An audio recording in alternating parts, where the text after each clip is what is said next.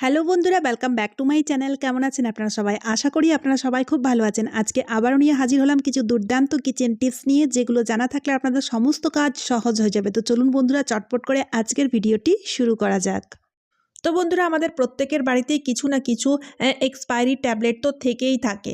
তো ট্যাবলেটগুলো যখন এক্সপায়ার হয়ে যায় তখন কিন্তু আমরা সেই ট্যাবলেটগুলোকে কোনো কাজের নয় বলে ফেলেই দিই, কিন্তু ভুলেও কখনোই ফেলবেন না।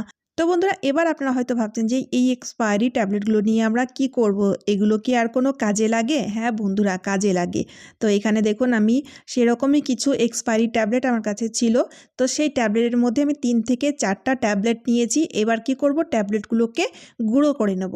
তবে এখানে বলি, পাউডারের মতো একদম গুঁড়ো না করলেও হবে, ঠিক আছে? তো বন্ধুরা, এই গুঁড়ো ট্যাবলেট দিয়ে আপনারা অনেক কাজই করে নিতে পারেন।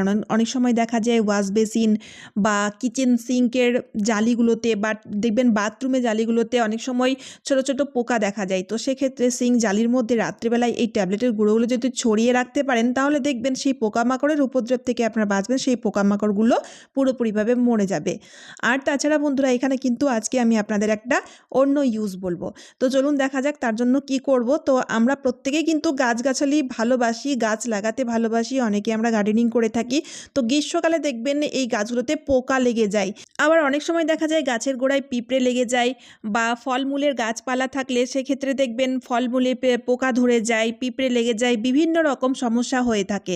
তো সেক্ষেত্রে বন্ধুরা, আপনারা কি করবেন, এই ট্যাবলেটের গুঁড়োগুলো যদি গাছের গোড়ায় এভাবে ছড়িয়ে দিতে পারেন, তাহলে দেখবেন পিঁপড়ে লাগবে না। তাছাড়া যে পোকা ধরতো সেই পোকাও ধরবে না। আর তাছাড়া বন্ধুরা, গাছের গ্রোথের জন্য ফার্টিলাইজার হিসাবেও কাজ করবে। আপনারা চাইলে জলের সাথে ট্যাবলেট গুঁড়োটাকে মিশিয়েও ইউজ করতে পারেন, বা এভাবে করে গাছের গোড়ায় ছড়িয়েও দিতে পারেন। আশা করছি ট্রিকটি কাজে দেবে। তো চলুন এবার দেখে নেওয়া যাক পরবর্তী টিপসটা। তো বন্ধুরা, আমরা গয়নাগাটি মোটামুটি প্রত্যেকেই পরে থাকি, হালকা পাতলা বা হেভি। তো সেক্ষেত্রে আমরা যখন এই যে ছোট ছোট কানের দুলগুলো, আংটিগুলো তো সবসময় আমরা পরে থাকি, যার ফলে কি হয়, সবসময় পরে থাকার কারণে খুব নোংরা হয়ে যায়। নোংরা হয়ে গেলে তখন কিন্তু আমাদের স্বর্ণকারের কাছে গিয়ে পরিষ্কার করতে লাগে। স্বর্ণকারের কাছে গিয়ে পরিষ্কার করা সবসময় সম্ভব হয় না। তো সেক্ষেত্রে আমি আপনাদের একটা ছোট্ট ট্রিক বলে দেবো, খুব সহজেই বাড়িতে বসে আপনারা গয়নাগুলো যদি নোংরা হয়ে থাকে, বা যদি গয়নাগুলোর ডাল পড়ে যায়, তাহলে সেক্ষেত্রে পরিষ্কার করে নিতে পারবেন। এখানে নিয়েছি টমেটো। এবার কি করব, টমেটোটাকে অর্ধেক টুকরো কেটে, তারপর বন্ধুরা দেখুন, টমেটো পাল্পের মধ্যে কানের দুল বা আংটি বা নোজপিন, যেগুলো আপনারা পরিষ্কার করতে পারেন, বিশেষ করে ছোট ছোট গয়নাগুলো, তো সেগুলো এভাবে করে পাল্পের মধ্যে রেখে দেওয়ার পরে টমেটোর আরেকটি টুকরোটাকে ওপর দিয়ে লাগিয়ে হালকা করে ঘষে নিতে হবে। আলতো আলতো করে ঘষবেন, খুব বেশি জোরে ঘষার প্রয়োজন পড়বে না। যদি আপনারা এভাবে নাও করতে চান, তাহলে যদি টমেটোটাকে এভাবে করে লাগিয়ে কিছুক্ষণের জন্য রেখে দিতে পারেন, তা সত্ত্বেও দেখবেন গয়নাগুলো খুব সুন্দর মতো পরিষ্কার হয়ে যাবে। কারণ বন্ধুরা, টমেটোর মধ্যে রয়েছে ভিটামিন সি, যার ফলে গয়নাগুলো খুব সুন্দর মতো পরিষ্কার হয়ে যাবে। গয়নার মধ্যে জমে থাকা যত নোংরা পরিষ্কার হওয়ার সাথে সাথে গয়নার মধ্যে একটা দারুণ চমকও চলে আসবে। তাই বন্ধুরা, অবশ্যই এই ট্রিকটি আপনারা গয়না পরিষ্কার করার সময় করে দেখবেন, দেখবেন দুর্দান্ত রেজাল্ট পাবেন।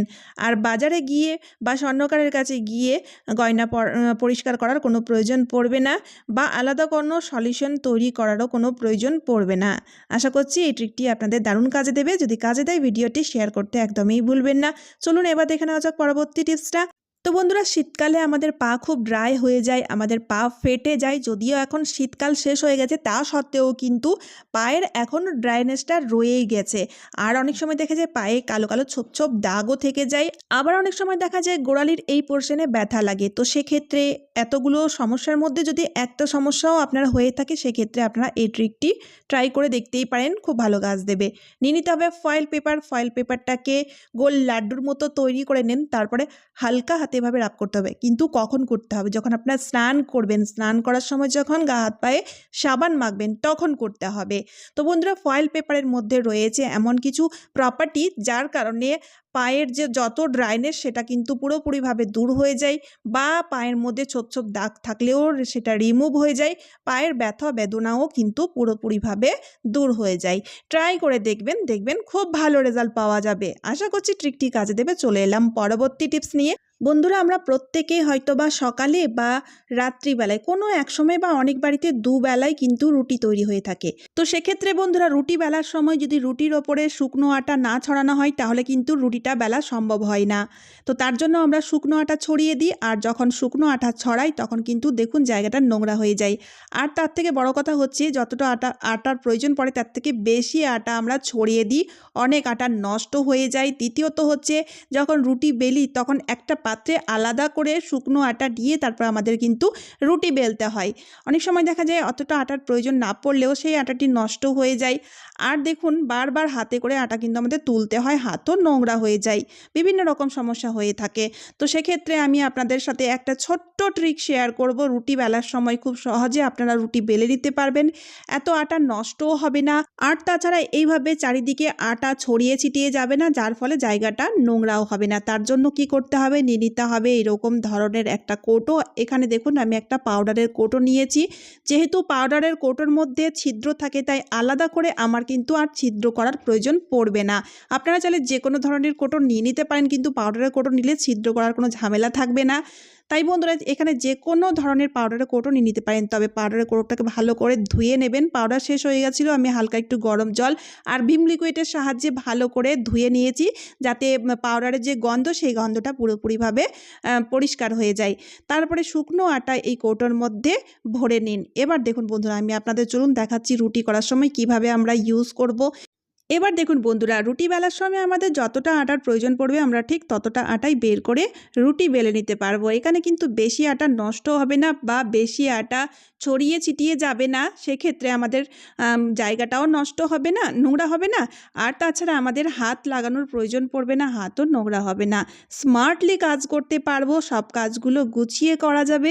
তাই বন্ধুরা এই ছোট ছোট টিপসগুলো যদি আমাদের জানা থাকে তাহলে আমাদের সংসারের কঠিন থেকে কঠিন কাজগুলো জলের মতো সহজ হয়ে যাবে। এবার দেখুন বন্ধুরা কত সহজেই কিন্তু আমরা রুটি বেলে নিতে পারলাম। এক্সট্রা আটা কিন্তু রুটির মধ্যে নেই, তাই রুটিটাও কিন্তু খুব সুন্দর মতো সেঁকা হবে। তো চলুন বন্ধুরা আজকের মতো এই পর্যন্ত। আশা করি ভিডিওটি ভালো লেগেছে। ভিডিওটি ভালো লাগলে লাইক শেয়ার কমেন্ট করতে একদমই ভুলবেন না, তার সাথে চ্যানেলটিকে সাবস্ক্রাইবও করে নিতে হবে। তো চলুন আবারও দেখা হচ্ছে অন্য কোনো নতুন ভিডিওতে। টাটা বন্ধুরা।